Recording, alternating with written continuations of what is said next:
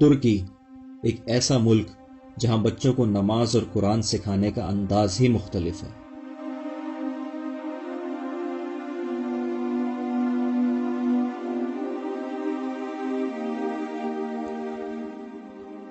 ترکی میں بچوں کی نفسیات کو دیکھتے ہوئے ان کی تربیت کی جا رہی ہے۔ جب بچہ 7 سال کا ہو جاتا ہے تو اسے نماز کی ترغیب دلانے کے لیے مقابلہ منعقد ہوتا ہے۔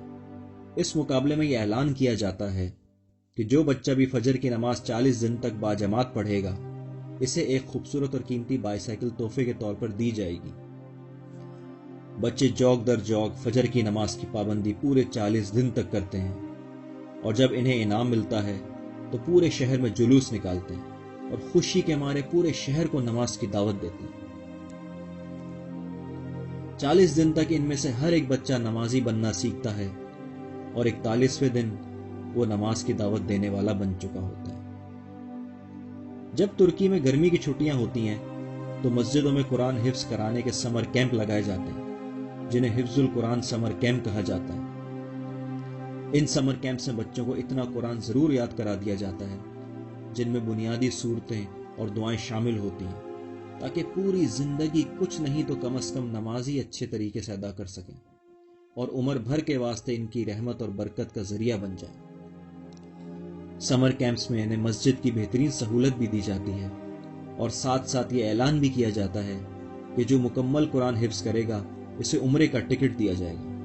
بچے خوشی خوشی قرآن حفظ کرتے ہیں اور کامیاب بچوں کو عمرے کی سعادت نصیب ہوتی ہے، ساتھ ساتھ اللہ کے گھر کا دیدار بھی نصیب ہوتا ہے۔ ترکی میں بچوں کی عربک ہینڈ رائٹنگ اچھی کرنے کے لیے اور عربی زبان سے محبت دلانے کے لیے جگہ جگہ خطاطی کا فن سکھانے کے ادارے کھلے ہوئے ہیں۔ وہاں بچوں کو ہاتھ اور کمپیوٹر کی مدد سے عربک کیلیگرافی سکھائی جاتی ہے۔ اس کے علاوہ اسکاؤٹس کی تربیت کے کیمپ لگائے جاتے ہیں، جہاں بچوں کو دوسروں کی خدمت کیسے کی جائے یہ سکھایا جاتا ہے، کیسے وہ کسی کو تکلیف میں دیکھ کر دوڑ لگا کر اس کی مدد کر سکتے ہیں۔ یہ چھوٹے چھوٹے فٹ بال گراؤنڈ ہوتے ہیں جہاں وردی میں کھیلنا ضروری ہوتا ہے۔ کھیل کھیل میں ان کی فزیکل فٹنس بھی ہو جاتی ہے اور ساتھ ساتھ دوسروں کی خدمت کا جذبہ بھی پیدا ہوتا ہے۔ ہر گراؤنڈ میں جوس اور پانی کی مشینیں بھی رکھی ہوتی ہیں تاکہ کسی بچے کی انرجی کم نہ ہو۔ اس کے علاوہ کچھ بچے سوئمنگ کے شوقین ہوتے ہیں، انہیں بہت ہی کم فیس میں سوئمنگ سیکھنے پر موٹیویٹ کیا جاتا ہے۔